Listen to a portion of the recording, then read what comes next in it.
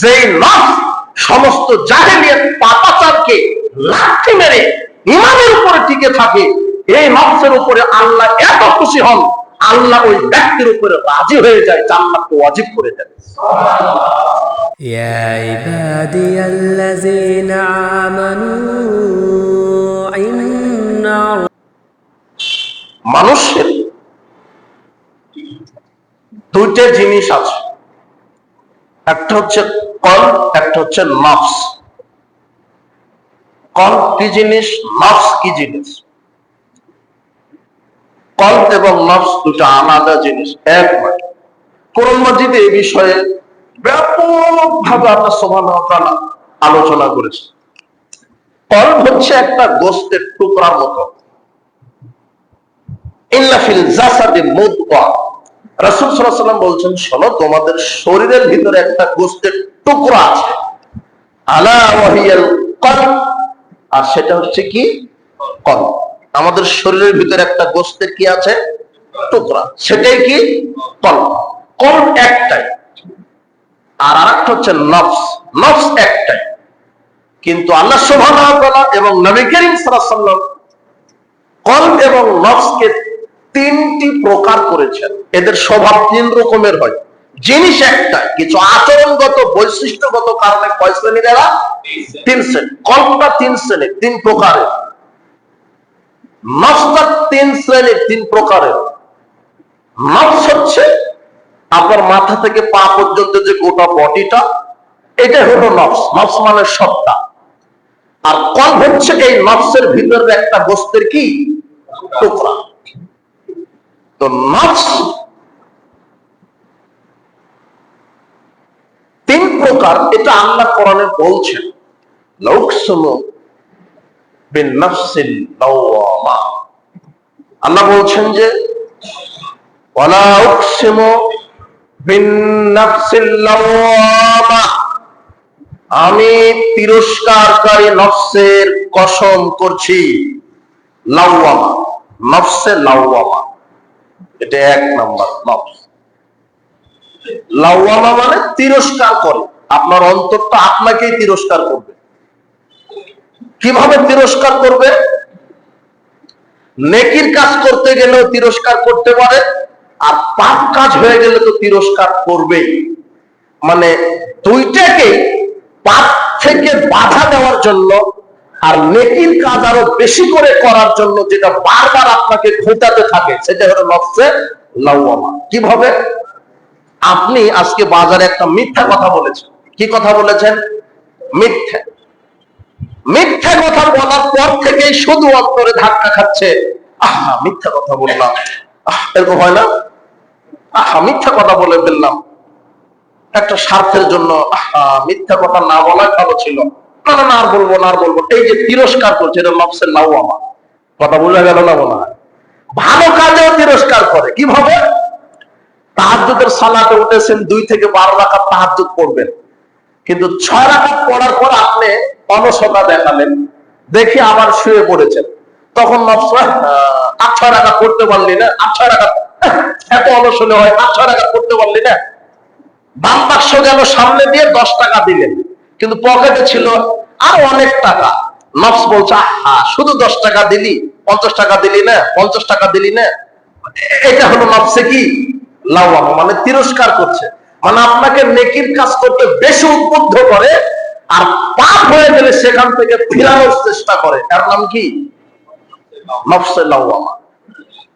কি এরকম হয় না? আপনাদের হয় না নাকি? যা আর 2 রাকাত সালাত আদায় করলে হতো, আহা আর 2টা আয়াত বেশি তেলাওয়াত করলে হতো, আহা আজকে আসরের সালাতটা জামাতে আদায় করতে পারলাম না। এই যে খোঁটা দিচ্ছে অন্তরে, এটা নফসে লাওয়ামা। আহা আমি মিথ্যা কথা বলে ফেললাম, আমি লোকটাকে চড় মেরে দিলাম, আমি লোকটার গীবত করলাম, এই যে খোঁটা দিচ্ছে আপনাকে, এটা হচ্ছে নফসে লাওয়ামা। এটা আপনাকে ব্যালেন্সটা ঠিক রাখার জন্য চেষ্টা করে, কিন্তু যাদের ঈমান দুর্বল তারা এখানে হেরে যায়, নফসে লাওয়ামার সাথে হেরে যায়। ওটা পারে না, বললেও পারে না। নফস বলছে যে 8-10 টাকা দান কর, কিন্তু তাকে কৃপণতায় খেয়ে ফেলে। নফসে লাওয়ামা বলছে যে আর মিথ্যা বলিস না, আর গালি দিস না, তারপরেও দিচ্ছেন, কিন্তু বারবার আপনাকে ও খোঁটাতেই আছে, যা আর গালি দিস না, গালি দেওয়া পাপ কাজ, তারপরেও দেন। তখন আপনি নফসের গোলাম হয়ে যাবে। এটা হলো নফসের লাওয়ামা। 2 নম্বর নফস, নফসে আম্মারা। নফসে আম্মারা মানে এ শুধু খারাপ কাজ করার জন্য খুঁজাতে থাকবে, ভালো মন্দ ভালো বুঝে না, শুধু কি করতে বলবে? খারাপ কাজ। মদ পান কর, জেনা কর, গীবত কর, অমুকের বদনাম কর, অন্যায় ভাবে গন্ডগোল কর, এইভাবে যে ফুসলাতে থাকে, যে পাপ কাজ করার জন্য ফুসলাতে থাকে, এটা হচ্ছে নফসে আম্মারা, যে নির্দেশ দানকারী। কোন কাজের? পাপ কাজের, যেটা আপনাকে দেয়। ওটা আপনি প্রত্যেকে বুঝতে পারবেন। নফস যে 3 প্রকার, এটা না জানলেও 3টা নফস আপনার ভিতরে প্রত্যেকটা সেকেন্ডে কাজ করছে। কথা বুঝেননি মনে হয় কথা?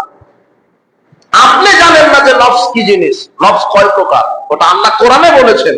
না জানলেও 3টা নফস আপনার সাথে প্রতি সেকেন্ডে কাজ করছে। সবসময় তো আপনাকে খারাপ কাজে ঘোটাতে থাকবে।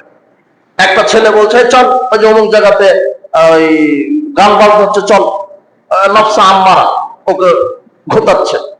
বলছিলাম যে নফসে আম্মারা যেটা আপনাকে পাপ কাজের দিকে ডাকে, আসো জুয়া খেলি, আসো অমুকের সাথে জেনা করি, একটা গান ডাউনলোড দিই, অমুক নারীর সাথে প্রেমের গল্প করি, ওটা অন্তরে ঘোটা দিতে থাকে না? এটা হলো নফসে আম্মারা, যেটা বারবার নির্দেশ দান করছে, পাপ কাজের নির্দেশ দান করছে। আর এই 3টা নফস প্রত্যেকের ভিতরে আছে। 3য় নম্বর নফস হচ্ছে নফসে মুতমাইন্না, প্রশান্ত নফস। কি নফস? প্রশান্ত, যার উপরে আল্লাহ খুশি, আল্লাহ রাজি। ইয়া আইয়াতুহান নাফসুল মুতমাইন্না। মৃত্যুর সময় আপনার নফসটা যদি ইমানের উপরে অটল থাকে, তখন ফেরেশতারা আসবে আপনার কাছে, এসে বলবে হে প্রশান্ত আত্মার জি। কি আয়াত? ইলা রাব্বিকি রাদিয়াতাম মারদিয়া। হে প্রশান্ত আত্মা, তোমার রবের সন্তুষ্টির দিকে বেরিয়ে আসো।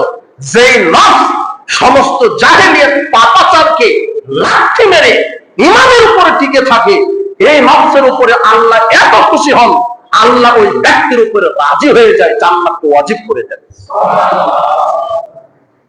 ফাদখুলি ফি ইবাদি, আল্লাহ বলেন আমার বান্দাদের মধ্যে ঢোকো, আমি তোমার উপরে রাজি খুশি। তুমি পাপকে কবর দিয়েছো, তুমি জেনা, ব্যভিচার, তহমত, গীবতকে কবর দিয়েছো, তুমি ইহুদি খ্রিস্টানকে কবর দিয়েছো, তুমি মুহাম্মদ সাল্লাল্লাহু আলাইহি ওয়াসাল্লামের আদর্শ মেনেছো, আমার বিধানকে মেনেছো, আমি খুশি হয়েছি। তুমি আমার বান্দাদের মধ্যে ঢুকে যাও, ওয়াদখুলি জান্নাতি, আমার জান্নাতে প্রবেশ করো। কোন মসজিদের আয়াত? নফসকে ঠেকাতে হবে খারাপ কাজ থেকে, নফসকে ঠেকাতে হবে পাপের কাছ থেকে, তাহলে সে হলো মুমিন। কিন্তু সব মুমিনেরা ধোঁকার মধ্যে হাতে পায়, অন্তরে ধোঁকা দেয়, খোঁজাতে থাকে, সেটাতে আপনি বন্দী হয়ে যান। আশ্চর্য কথা, এক শ্রেণীর মুনাফিক নামের মুসলমান আছে যে সালাত আদায় করে, সিয়াম পালন করে, গীবতও করে, জেনাও করে, মদও খায়, সুদও খায়, ঘুষও খায়, জুয়াও খেলে, হলো মুনাফিক মুসলমান। কি মুসলমান? মুনাফিক। একে দিয়ে জাহান্নাম হবে, এর জন্যই জাহান্নাম। এই জন্য সাবধান, প্রশান্ত নফস নিয়ে আমরা যেন বিচারের মাঠে উপস্থিত হতে পারি। আল্লাহ তুমি তৌফিক দান করো। তাহলে নফস কয়টা হলো? নফসে লাওয়ামা, যেটা হলো ভালো কাজ করলে বলবো আরেকটু করা যেত না। কথা বুঝেননি মনে হয় কথা? খারাপ কাজ করলে বলবা এই কাজটা করলে ভালো হলে তিরস্কার করবে, ভালো করলে তিরস্কার। মানে 2 রাকাত পড়েছেন, বলছে যে আর 2 রাকাত পড়তে পারলি না। কথা বুঝেননি মনে হয় কথা? একটা মিথ্যা কথা বলেছেন, বলবা মিথ্যা কথা বললি। নফসে লাওয়ামা মুখস্থ করেন। 1 নফসে লাওয়ামা, তিরস্কারকারী নফস। 2 নফসে আম্মারা, খারাপ কাজের নির্দেশ দানকারী নফস।